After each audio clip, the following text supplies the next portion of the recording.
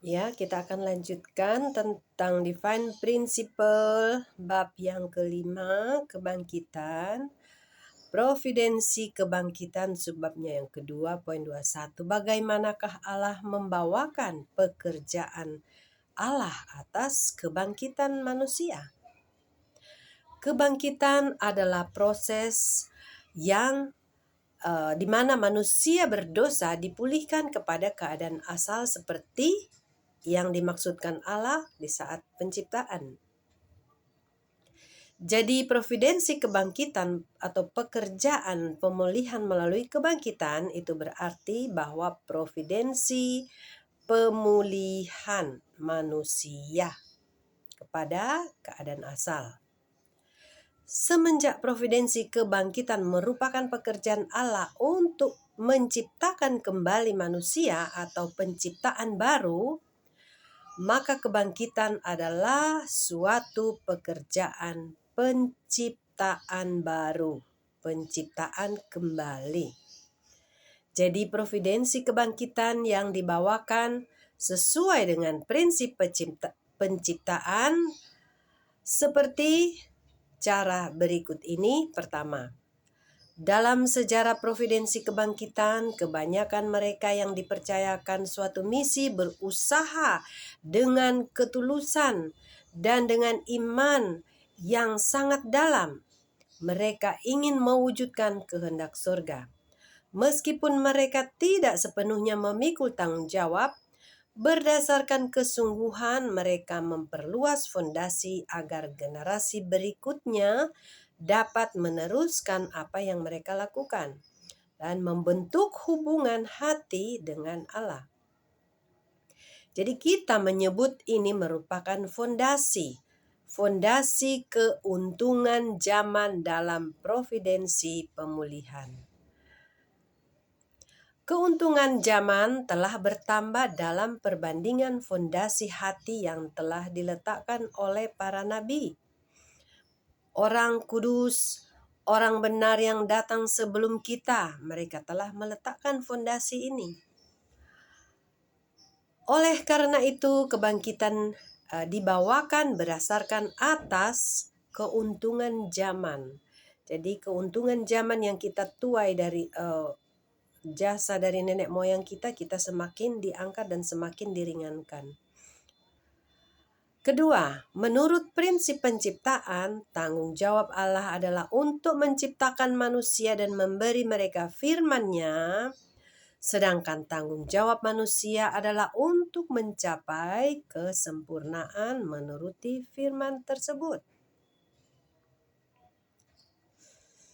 Dengan mempercayai firman itu, mereka akan mencapai kesempurnaan dan mempraktekkan firman itu, firman Allah. Sama seperti dalam melakukan providensi kebangkitan, tanggung jawab Allah adalah memberi manusia firman serta bimbingannya, dan tanggung jawab kita adalah untuk menerima firman itu, percaya dan mengikuti serta mempraktekkan firman itu agar kita dapat memenuhi providensi Allah atas pemulihan untuk penciptaan manusia baru kembali. Ketiga, menurut prinsip penciptaan, rohani seseorang dapat tumbuh mencapai kesempurnaan hanya dengan melalui tubuh jasmaninya. Sama halnya di dalam providensi kebangkitan, kebangkitan rohani hanya dapat dicapai melalui kehidupan di bumi, melalui orang-orang di bumi. Keempat, menurut prinsip penciptaan, manusia dimaksudkan untuk mencapai kesempurnaannya melalui 3 tahap periode pertumbuhan, yaitu tahap pembentukan, tahap perkembangan, dan tahap penyelesaian. Oleh karena itu, providensi kebangkitan bagi manusia berdosa juga harus diselesaikan melalui 3 tahap pertumbuhan. Dan itu dijelmakan ke dalam 3 zaman providensi pemulihan. 3 zaman providensi pemulihan, zaman perjanjian lama, perjanjian baru, dan perjanjian penyelesaian. Providensi kebangkitan bagi manusia di bumi, bagaimana itu terjadi? Providensi meletakkan fondasi kebangkitan terjadi melalui Allah yang memulai providensinya untuk membangkitkan manusia berdosa, yaitu dalam keluarga Adam. Namun providensi telah diperpanjang karena mereka yang telah dipercayakan bagi pemenuhan kehendak Allah tidak memenuhi tanggung jawab mereka. 2000 tahun sesudah itu Allah memilih Abraham untuk menjadi bapak iman, dan melalui dia kehendak Allah mulai dipenuhi. Sebagai akibatnya 2000 tahun dari Adam ke Abraham ini membawakan hasil dalam mendirikan fondasi yang mana Allah dapat mengerjakan providensinya bagi kebangkitan untuk tahap berikutnya. Untuk alasan inilah, maka kita menyebut periode ini yaitu zaman providensi meletakkan fondasi bagi kebangkitan. Kemudian providensi kebangkitan tahap pembentukan. Selama 2000 tahun dari Abraham ke Yesus, Allah bekerja untuk mengangkat manusia kepada tahap pembentukan kebangkitan. Dengan demikian, zaman ini disebut zaman kebangkitan tahap pembentukan dari providensi kebangkitan tadi. Semua orang yang hidup di bumi selama zaman ini dapat menerima keuntungan zaman berdasarkan pekerjaan Allah atas kebangkitan pada tahap sebelumnya, pada tahap pembentukan. Pada zaman ini Allah memberi hukum perjanjian lama. Dengan mempercayai dan mempraktekkan hukum perjanjian lama, manusia dapat menerima tanggung jawab mereka dan memenuhi tanggung jawab mereka, dan mereka dapat dibenarkan di hadapan Allah. Oleh karena itu, zaman ini disebut zaman pembenaran oleh perbuatan. Manusia pada zaman ini yang mempraktekkan hukum dalam kehidupannya sehari-hari dibangkitkan dalam roh mereka kepada tahap pembentukan dan menjadi roh-roh pembentukan. Hingga kematian mereka yang mencapai tingkat roh pembentukan di bumi, mereka akan masuk dan berdiam di alam roh pada tingkatan rohani yang mereka bentuk di bumi, yang mereka masuk selama di bumi, yang mereka ikat selama di bumi. Kemudian providensi kebangkitan tahap pertumbuhan. Tadi tahap pembentukan, kemudian tahap pertumbuhan. Disebabkan oleh penyaliban Yesus, maka kebangkitan tinggal tak terselesaikan, dan pemenuhannya telah diperpanjang hingga saat kedatangan kembali. 2000 tahun sejak itu merupakan masa perpanjangan. Selama itu Allah telah mengerjakan providensinya untuk membangkitkan orang kepada tahap pertumbuhan melalui penyelamatan rohani. Dengan demikian, zaman ini disebut zaman providensi kebangkitan tahap pertumbuhan. Semua orang yang telah hidup pada zaman ini dapat menerima keuntungan zaman berdasarkan pekerjaan Allah atas kebangkitan pada tahap pertumbuhan. Dalam zaman ini, manusia mempercayai firman perjanjian baru yang Allah berikan kepada mereka sehingga mereka dapat memenuhi tanggung jawab untuk providensi dan dibenarkan di hadapan Allah. Oleh karena itu, zaman ini disebut zaman pembenaran oleh iman.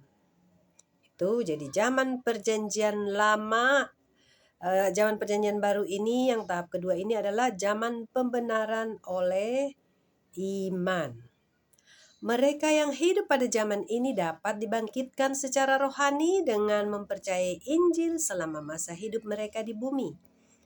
Dengan dibangkitkan kepada tahap pertumbuhan, mereka dapat memenuhi dan mereka dapat mencapai roh yang hidup ketika mereka masih berada di bumi. Setelah mereka masuk ke dunia rohani, mereka yang menjadi roh yang hidup, mereka ikat roh yang hidup di bumi, mereka akan ikat itu juga di dunia rohani. Mereka masuk ke dunia rohani, mereka akan berdiam di Firdaus. Firdaus adalah tingkatan rohani yang hidup di dunia rohani. Tingkatan kedua, tingkatan rohani yang hidup, tingkatan kehidupan rohani. Kemudian providensi kebangkitan tahap penyelesaian. Sekarang ini, zaman ketika manusia dibangkitkan baik secara rohani maupun secara jasmani melalui Kristus yang datang kembali dan menyelesaikan providensi kebangkitan, disebut zaman providensi kebangkitan tahap penyelesaian. Jadi sekarang kita pada tahap penyelesaian. Semua orang yang hidup pada zaman ini menerima keuntungan zaman berdasarkan pekerjaan Allah atas kebangkitan tahap penyelesaian. Kristus pada Advent kedua membawakan kebenaran baru. Dan kebenaran baru ini yang akan menggenapi perjanjian lama juga menggenapi perjanjian baru. Ini disebut zaman perjanjian penyelesaian. Zaman akhir, zaman penyelesaian dari tahap ketiga, tahap terakhir. Mempercayai kebenaran ini, kebenaran baru ini, maksudnya kebenaran yang dibawakan pada zaman penyelesaian, ini harus melayani dan mentaati Tuhan di bumi, sehingga mereka akan memenuhi tanggung jawab dan dibenarkan di hadapan Allah. Oleh karena itu, zaman ini disebut zaman pembenaran oleh pelayanan. Jadi bukan saja hanya iman, tapi langsung terjun pelayanan. Dengan mempercayai serta melayani Tuhan dan bersungguh-sungguh mengerjakan pekerjaannya, manusia pada zaman ini akan sepenuhnya dibangkitkan baik secara rohani maupun secara jasmani. Jadi berbeda dengan keselamatan lewat salib hanya dengan rohani. Pada zaman sekarang, zaman Kristus kedua, pemulihan terjadi secara rohani juga secara jasmani. Sehingga pengikut dan pelaku firman zaman akhir ini atau zaman perjanjian penyelesaian ini disebut menjadi roh-roh ilahi dan hidup di kerajaan surga di bumi. Ketika mereka meninggalkan tubuh jasmaninya, maka sebagai roh yang mereka ikat di bumi, mereka menjadi roh ilahi semasa di bumi, mereka akan masuk dan berdiam di kerajaan sorga, yaitu tingkatan rohani ilahi di dunia rohani.